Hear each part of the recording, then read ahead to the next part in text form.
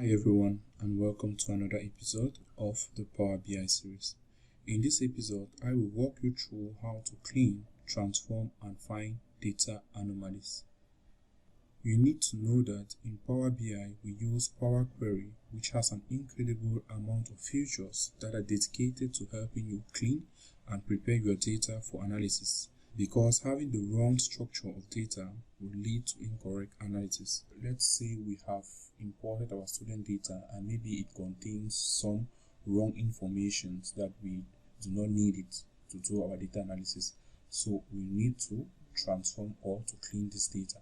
So the first thing is that I'm going to go to our home tab. In the home tab, going under the queries, I will see transform data. I click there. This is going to open the Power Query editor. You will see here that in the editor we have a very large amount of features that we can use to transform our data. For example, we are on the home tab, we can see certain statistics of our data.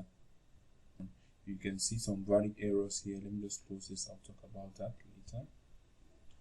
Back to our home. Now we can see the various columns and the data found there. Just still on the home tab here, you can see there are a lot of things or features you can use to transform your data. You have the enter data, which enables you to create a table on your data.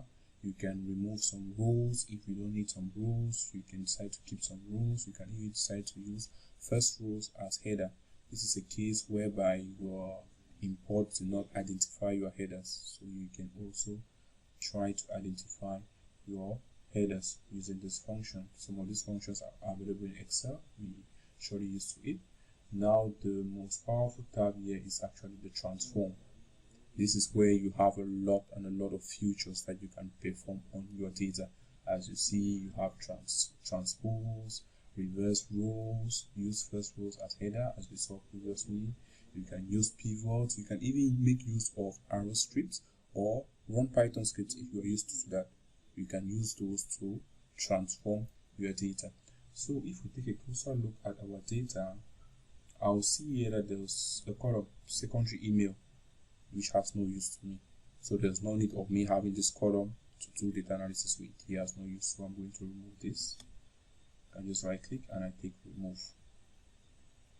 For the rest, I can see here that the columns are having some data of which I'll make use when we'll be building our reports. Now, the other thing I want to show you is how you can detect anomalies and statistics. Here, I'm going to go to the View tab. Under the View tab, we have the column distribution. So I'm going to check this. If I check the column distribution here, you will see that it shows you the distribution of the data within the column and the count of distinct and unique values. So both of which can tell you details about the data counts. Obviously, you always like to have 100% accuracy on this. Then next is the column profile. Let me just check this. You'll see here that the column profile gives you a more in-depth look into the statistic within the columns for the first 1000 rows. This column actually provides several different values, including the count of rows, which is important when verifying whether the imported data was successful. So for example, maybe if your origin database had 100 rows, you could use these counts to verify that your 100 rows were actually imported. Then the other one here is the column quality.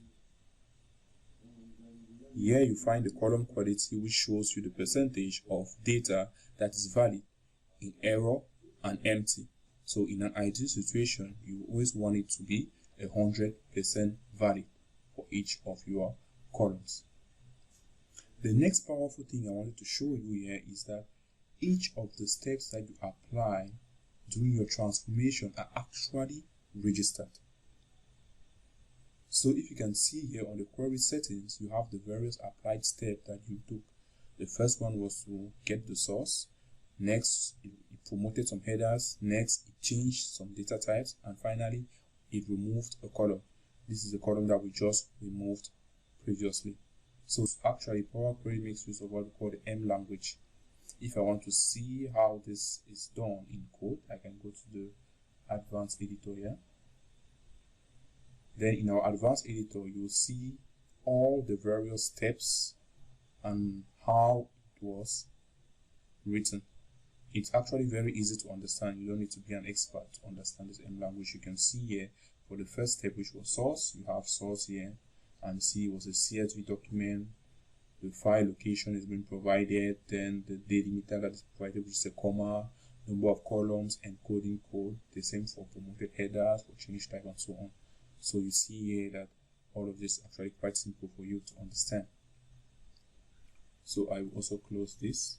So once you have done making all the necessary transformation, the final thing for you to do is just to apply and close.